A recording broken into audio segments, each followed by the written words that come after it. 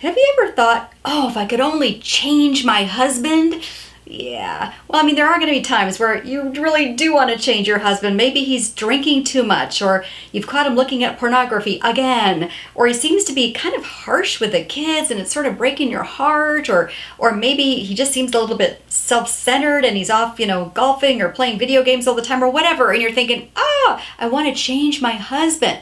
Well, here's the thing.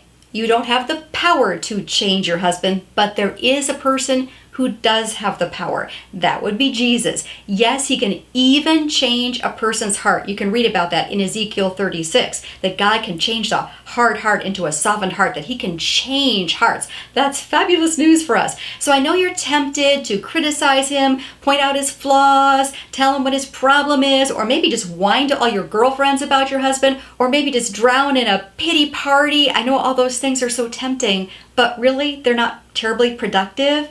Instead, I'm going to urge you to do the most powerful thing you can do. Pray. Don't roll your eyes at me when I said that, because I know sometimes it seems like a platitude. Oh, just pray. No, pray. Pray earnestly. I have seen God do amazing things when I prayed specific prayers in total faith in our mighty God, day after day after day, just kind of like pounding on the door of heaven saying, Lord, I'm lifting this person up to you. I've seen my husband's hard heart toward a person change. I have a male relative actually who was ready to divorce his wife. It was a heartbreaking situation. I mean, he had totally decided he was divorcing her. And then some of us just prayed and prayed and prayed and prayed. And within hours, he completely changed his mind and he's with her still. Prayer can move mountains. And you know what, ladies? You might be the only person who is praying for your husband. Have you ever thought about that? You might be the only one who is praying to the Lord on behalf of your husband.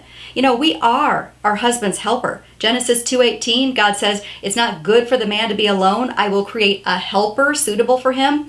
You can help your man become the man that God intended him to be by praying for him every day.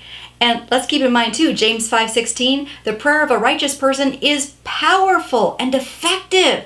So make sure that you don't have sin in your own life that isn't confessed. Deal with your own sin. Then press into prayer on behalf of your husband and wait with eager expectation to see how God will move in your husband's life. It might be slow, but I can guarantee he will begin to move. He will respond to the prayers of the righteous person.